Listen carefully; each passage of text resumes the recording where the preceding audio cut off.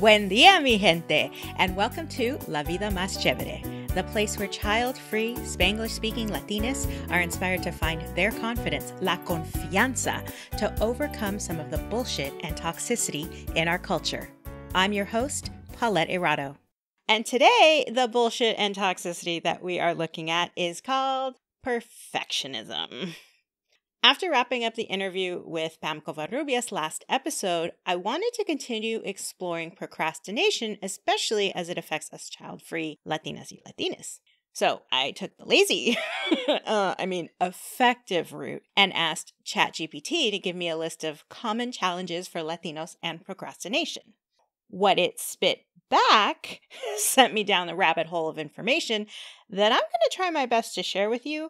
But I think I'm also going to have to invite an actual psychologist or two onto the show to discuss this topic a lot deeper, because I don't have the answers for these types of deep issues. I am just a child-free Latina sitting here trying to live my best life and show you a model that is available for your life too.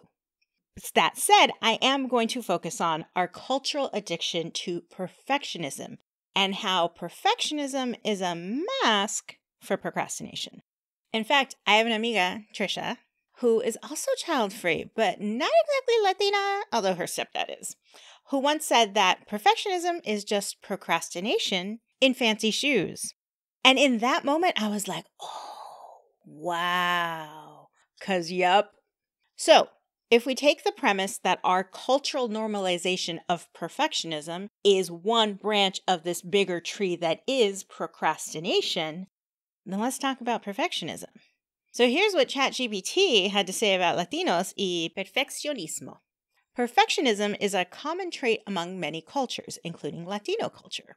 It's often associated with high expectations for achievement and success, which can be a positive motivator for individuals. However, when these expectations become unrealistic or unattainable, it can lead to negative consequences such as anxiety, stress, and procrastination.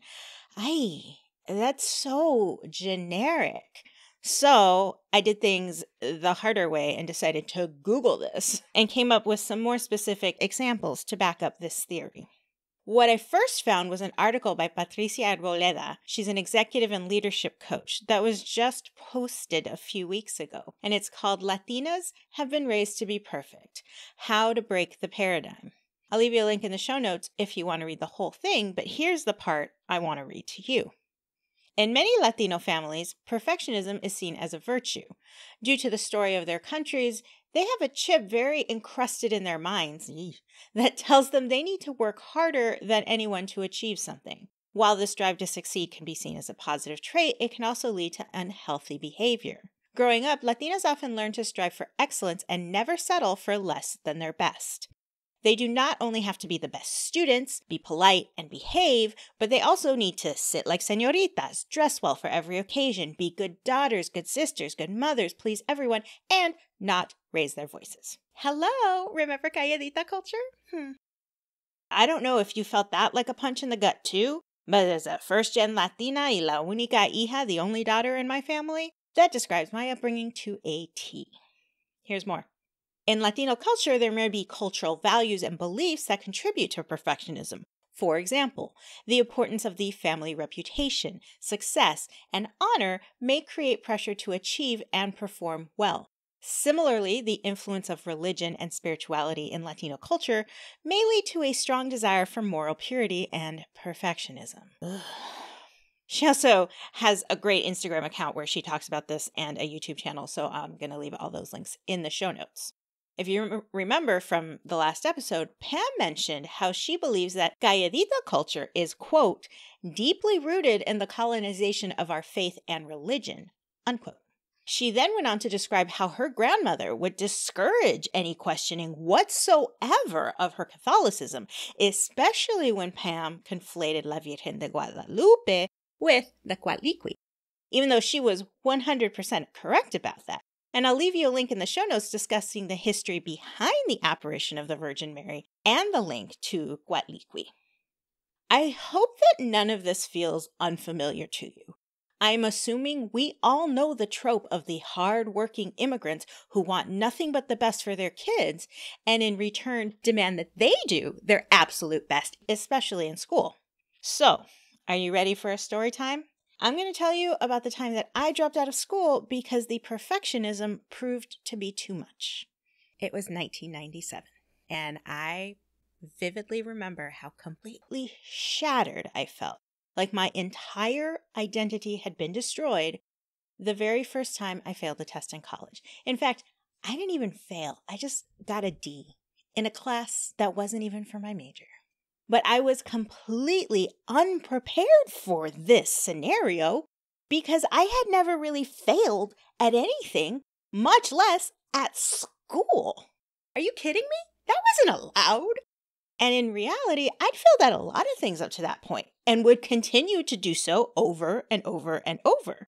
But in that moment, when I was 18 years old, in a strange environment with very few people who looked like me, you know, when Pam mentioned white people in our last episode and about how the Midwest has a different breed of white people than what she was accustomed to in California, I knew exactly what that meant because I had grown up around white people my whole life and still didn't feel at ease with the ones I found on the East Coast. Side note, before we get too deep into this hole, this story does have a happy ending. I ultimately married an actual white guy from the Midwest, so I know they're not all, what's the word? Oh yeah, the word is racist. And look, I know white Latinos exist. That's not what we're talking about. We're talking about the kind of white people that told Pam to go back to her country when she was at Walmart, or the dude in my freshman English class who wanted to argue that rap music had no value. Those kinds of white people. And I eventually realized that failure was just part of life and not an endpoint. To wrap up the story, I spiraled into a deep depression that persisted for several years. If you've ever heard me joke about being an Ivy League school dropout, this is why. I left Wharton after my freshman year and came home to a very upset father who just couldn't or wouldn't understand how I'd thrown away this great opportunity. And it was crushing. So I know exactly what that burden of perfectionism feels like. I can still, to this day, as I'm telling you about this, feel the heaviness in my chest from the anxiety, the disappointment, and what feels like the utter crashing down of my entire world. Even after all the accomplishments I've had in my life, all of the professional awards and accolades, the personal growth, the contentment and satisfaction I have every single day of my life, even after all the ways I can prove that I'm happy, not just to myself, but to my father and the rest of the world, I still carry that scar. I'll be 45 in a few weeks after this episode airs, so all of this happened over 20 years ago. But it still feels like yesterday if I let it. And that's why when my niece went away to school, I wrote Benchmarks Are Bullshit for her. You've heard me mention this before. I wrote it for her and all the other young Latinas who might find themselves fighting the ideals of perfectionism. A little part of me was healed when I gave her that. And I'll leave you a link in the show notes so you can get your copy too if you want to heal a little part of you too. So what are we supposed to do with these perfectionist tendencies that we've literally been bred with? Well, I have good news. As a child-free Latina listening to this right now, you've already proven that you are not only capable, but damn good at breaking expectations and living outside the cultural norms. So yay! For reals, you need to celebrate that aspect of yourself even if no one else does. Because your willingness to create that boundary, to have the self-awareness to say no to this cultural demand of women, to put yourself first for once, if not twice, that is no small thing. There is phenomenal power in that. So if no one has said this to you before now, let me say it to you. I am proud of you. That takes strength. And this is you demonstrating your power, your strength. Ay caramba! So, what else can we challenge while we're standing here in our power? Let's go ask our old friend ChatGPT otra vez. So here's what he said. I call it a he because, it was built by he's. 1. Challenge unrealistic expectations. Latinas can start by identifying and challenging their unrealistic expectations for themselves. They can begin by asking themselves if their expectations are realistic or if they're putting too much pressure on themselves. Learning to set more flexible and achievable standards for themselves can help to reduce stress and improve well-being. Okay, yes. But also, this is so deeply ingrained in our psyche, in our DNA, in our ancestral traditions and lineage and wounds, that that's going to take a little bit of time. So, don't expect that this is just going to happen overnight.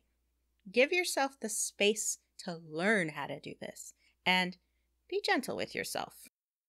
Next, celebrate progress, not perfection. Okay, now ChatGPT is stealing from my old episodes, because progress is what I'm always telling you to celebrate. Here's what it says. Latinas can shift their focus from perfectionism to progress by recognizing and celebrating their achievements, no matter how small they may be. ¿Qué te acabo de decir? It also says this can help them to maintain motivation and overcome procrastination tendencies. Ding, ding, ding. It got one just right. Number 3, practice self-compassion. Latinas can practice self-compassion by treating themselves with the same kindness and understanding that they would offer to a friend, a tu amiga. This can involve learning to accept their mistakes and imperfections as a natural part of the learning process. Now it's just stealing from what I told you about 5 minutes ago. Like I said, I've kept failing. That's just a part of life, right? We fail all the time. Next steps, that was 1, 2, 3, 4. Seek support. And yes, this one might be a little difficult because you need trusted friends or family members, and maybe that's not something that you have. It says, seek support, and if not from your friends or family members, from a mental health professional who is culturally aware and sensitive to the unique challenges faced by Latinas. Counseling or therapy can help Latinas to develop effective coping skills and strategies to overcome the perfectionism and the procrastination. Yes, here's another thing I got right. We do need to seek out people who look like us, who know what being us means and how to navigate through that. Because people without our cultural sensitivity may not, and it might not work. I mean, I'm not saying that's true for 100% of everyone. I'm just saying the odds are in your favor if you do that. But also, there's the whole destigmatizing of seeking mental health help. So, understand that might also be a hurdle, but it's one worth overcoming. Y finalmente, prioritize self-care. Again, it's stealing from me from my last 2 episodes ago. Latinas can prioritize self-care by engaging in activities that promote relaxation and reduce stress, such as exercise, meditation, or spending time with loved ones. Okay, the exercise and meditation are pretty generic. Spending time with loved ones, familismo, is a big thing in our culture, so that is true. But what if it's the loved ones that are causing you the anxiety, the stress, and all of this shit? Again, maybe a different support network. There are the loved ones that you are born into, the family that you are born into, and then there is the family you create. And that's not necessarily with a romantic partner, but that could be one. There's also the family of friends that you choose to have in your life. Anyway, GPT closes out with taking care of their mental and physical health can help Latinas to maintain a healthy balance between their personal goals and their obligations to their family and their community. Not bad for the robot. The robot did good here. That's not what this was about. This was about just pointing out the fact that perfectionism is bad for us. It is bad. And in fact, I interviewed my sewing friend a few episodes back, last summer, Sabrina Clementine, and we were talking about how when it comes to making clothes, nothing is ever perfect. Sometimes you make mistakes, but did it get done? Because when you're looking at all of these mistakes while you're wearing a garment, nobody else is going to see that. Like nobody, unless you point it out to them. So progress over perfection is a big saying we have in the sewing community. And it's a saying that we should all have in our lives. So that's where I'm going to leave you, mis amigues, mis amigas. Stay hydrated, and that's a burrito. Muchísimas gracias for watching La Vida Más Chévere. Check out the audio-only version anywhere you listen to podcasts and join the community over on Substack.